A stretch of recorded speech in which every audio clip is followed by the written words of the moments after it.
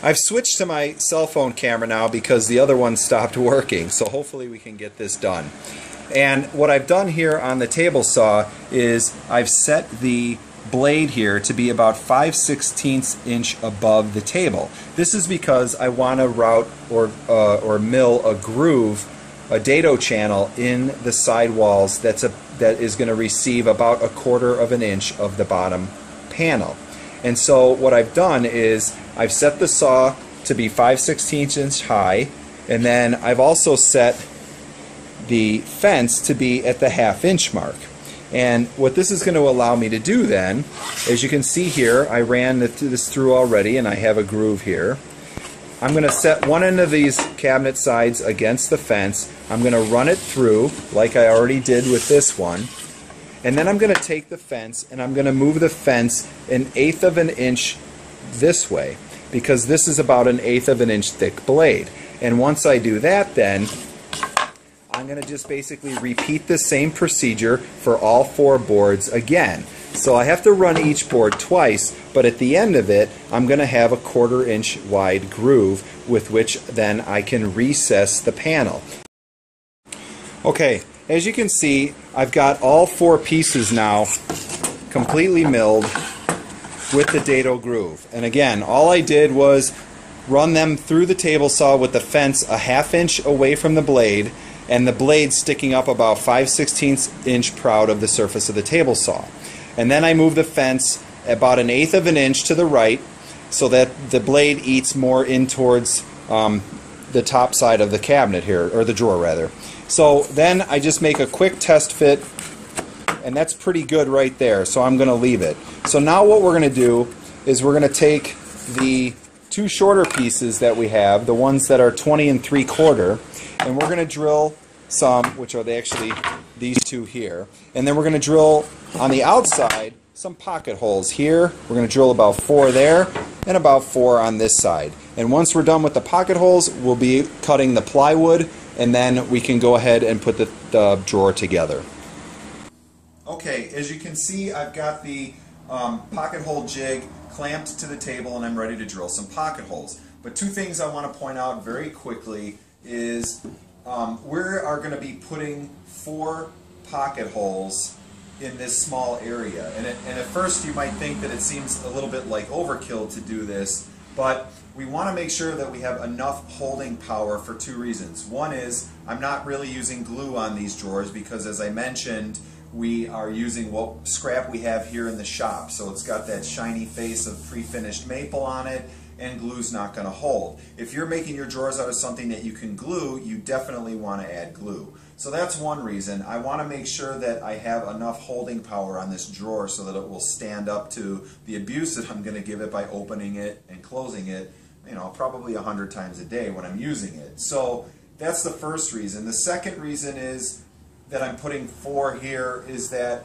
oftentimes when you're drilling through plywood, with pocket holes through plywood, you're going to hit a void or a gap. I've mentioned this before in the plywood. I pointed one out, I think, on the top edge of the mobile cart that's sitting behind me. And what will happen is when you put the screw into the pocket hole, it'll just keep spinning and it won't grab anything and tighten down because you've entered into the void or the cavity that's in the actual plywood. So again, I'm putting way more than I would probably normally do in this amount of space, but I want to make sure I have enough gripping power to do that. So you don't want to drill too close to the bottom because that same thing will happen.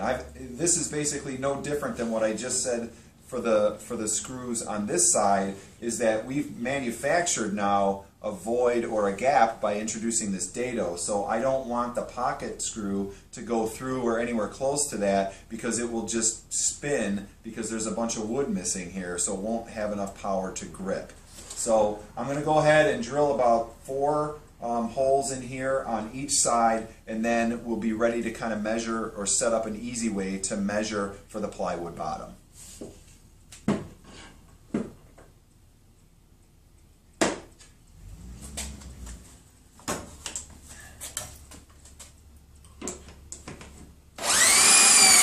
Okay, now that I have the pocket holes drilled in the front and back pieces of the drawer sides, I'm going to put 3 of those sides together now, just to double check that I have the right measurement for the bottom panel. And it's just a quick trick you can do.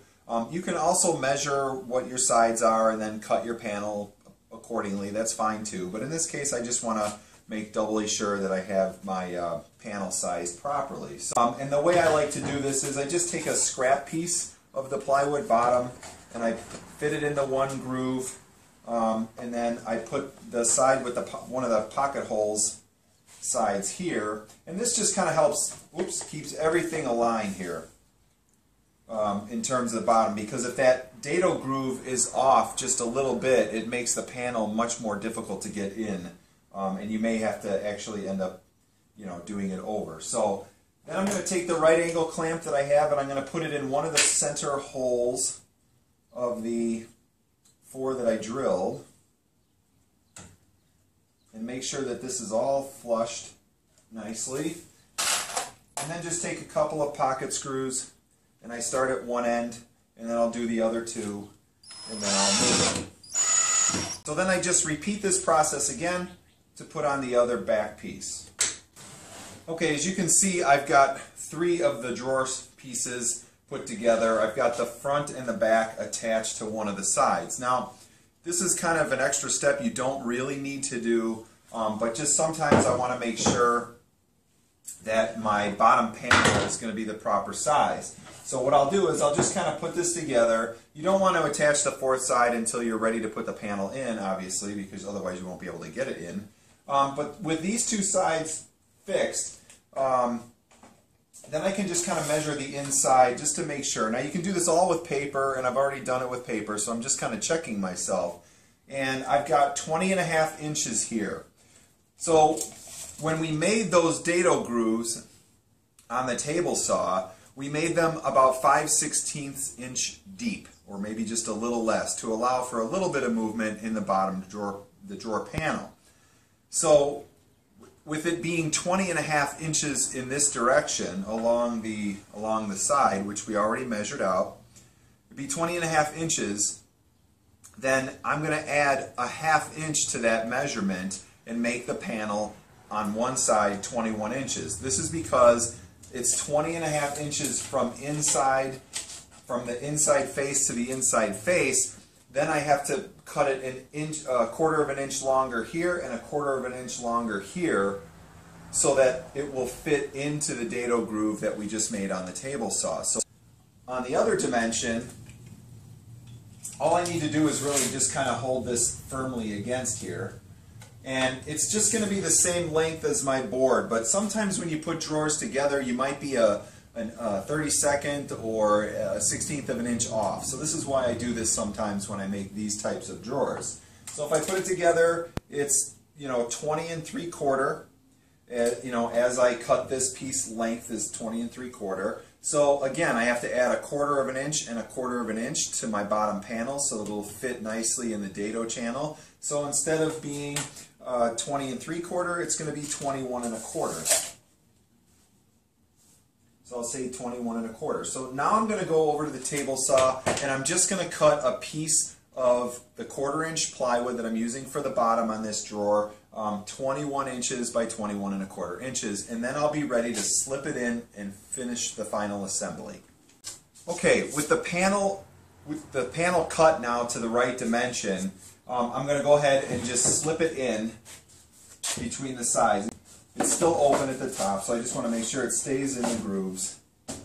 And then make sure that it gets into the bottom groove. Alright, now with the bottom panel firmly seated in 3 of the 4 sides, all I'm going to do is just add the 4th side on here. And just by, putting that into the groove and making sure, it fits there. Now, it's natural for these 2 side pieces to or these front and the back really, to kind of splay out because they're attached here at the bottom. So that's okay, we'll tighten everything up as we go here. So what I'm going to do is, I'm just going to flip this over. Let's start with this edge first. I'm going to flip this one over, and just like I did the other 2 sides, I'm going to take the right angle clamp that I used for this application. Well, that pretty much completes the drawer. As you can see, it's very strong, very stable, you know, for what it is. Again, these aren't types of drawers that I would make for, or drawer boxes rather, that I would make for a client or put in a kitchen. But again, this is Open Shop Friday. We're just kind of winging it. We're kind of making a concept piece here as I go. So for those types of things, this is perfectly acceptable joinery.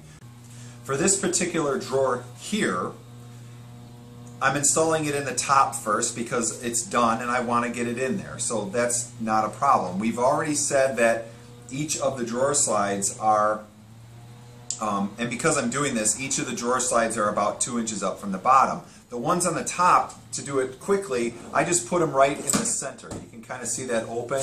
I just put them right here in the center. So all I'm going to do to put in these slides is take out the slide insert, set it in the center, draw my line, and then screw it in. And I'll show you that next. So this one's mounted right in the middle. So all I have to do is, this is 5 inches here. So I'm just going to make 2 marks at 2.5 inches, one here and one here. And then I'm just going to use the drawer slide insert that I removed, and I'm just going to use that as a guide for the marker that I'm going to use. And again, this line is going to be completely hidden by this piece of metal, so you're not going to see it. And then the cool thing about these slide inserts, if you can see, they've got several holes in it. They've got the slotted holes that I talk a lot about so that you can make finer adjustments up and down or left and right. Then they've got regular circular holes to put in your final screws. But then they have these kind of neat little, I don't really actually even know what these are for, so if somebody actually knows, go ahead and post. But I use them because they're a little fatter here, squared off, and then they have this like narrow channel. It actually looks like a Pepsi bottle or a Coke bottle that's lying on its side. I use those little narrow neck of that bottle shape to line up that line. So all I have to do then is make sure the front of the drawer is to my left here, and so I make sure that the front edge of the slide, which is folded metal upward here, the front edge is just flush with that. So I put the line and make sure that that line is running right through the center of both of those like Coca-Cola bottle shaped, or beer bottle if you drink beer, so those shaped holes.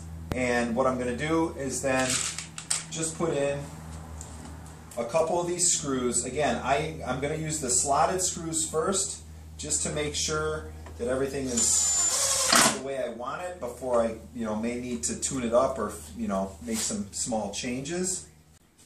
Then I'm going to do is just repeat the process on the other side. Okay, now for the test of truth. I've got my 2 slides anchored, and we're just going to go ahead. Sorry about my head in the way here. I'm just going to go slide these in. It takes a little bit of a snap to get them in, but then they should open and close just fine.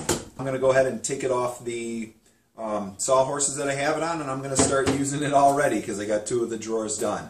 I hope you enjoyed this Open Shop Friday kind of presentation of this mobile shop cart. We're going to be doing a lot more stuff like that. I've got a lot more ideas for what I want to do in the shop. One of them is going to be building a smaller mobile cart to fit underneath the table saw so that I can keep all the blades and safety equipment that I do have for the table saw. And there's just like limitless opportunities. So I hope you can utilize something like this, and I hope these videos helped you. Thanks again for watching.